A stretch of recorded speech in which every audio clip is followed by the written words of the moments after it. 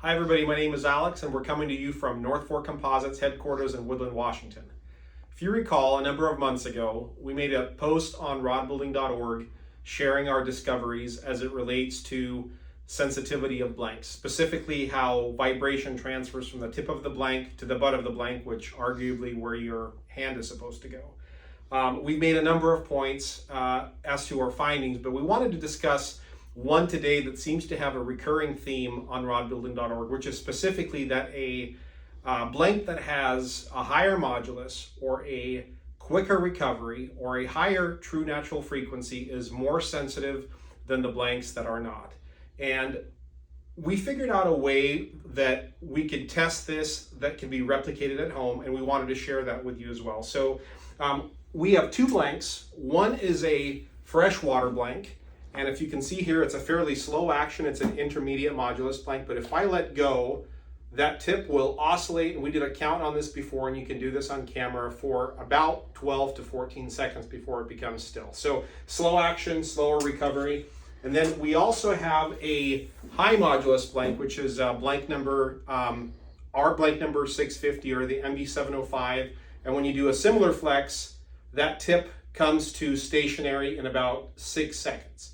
And the reason why the two are important is one is a faster action, quicker recovery. The other blank is a slower action, slower recovery.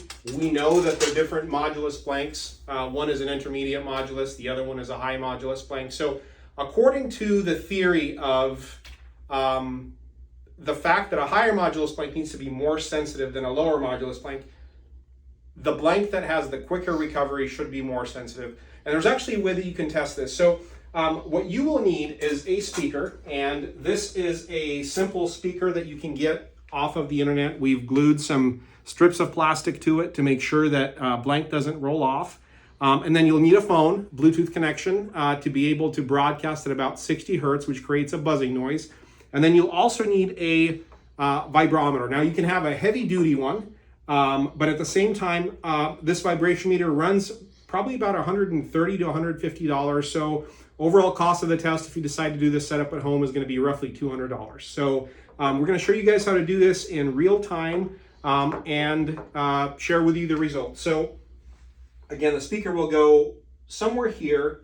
And the reason that we do that is to make sure that the blanks go to the approximate same distance from the tip. So the source of the vibration will be measured from this point on backward. Now you can go higher up at the tip, but it's hard to keep the blank on the speaker at that point because as it buzzes, it causes it to roll off. So we just picked a location, and you can pick your own. And we also have a notepad to jot down some readings.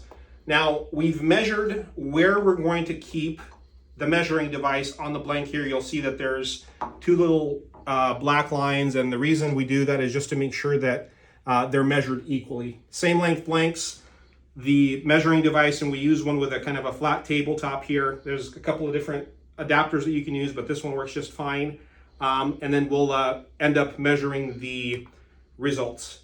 So back in about 5 seconds, we may need to do a pause here, but we'll be reading them out in the next segment.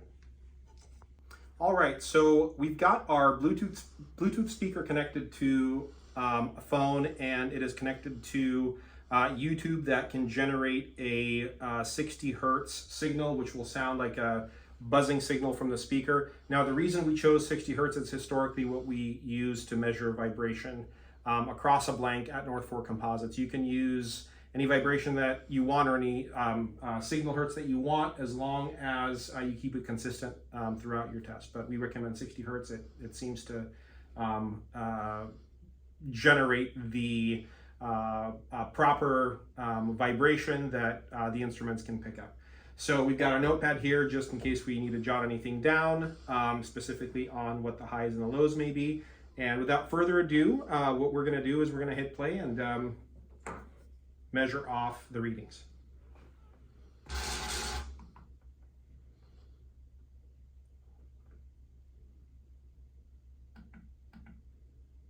Okay.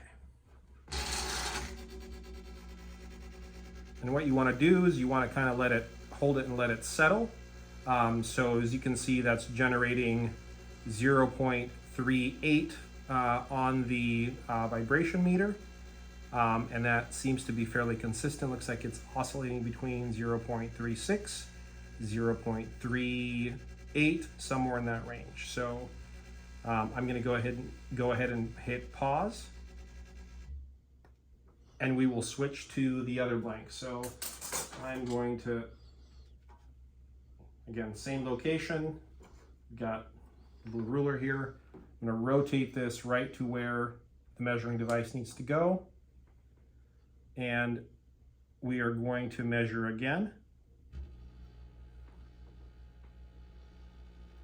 All right, so as you can see, the higher modulus blank, the one that has very quick recovery at the tip, receives less vibration towards the butt of the blank from the tip from the speaker. So as we mentioned before, we outlined a number of results, but one of them was that high modulus does not translate to higher vibrational sensitivity towards the butt.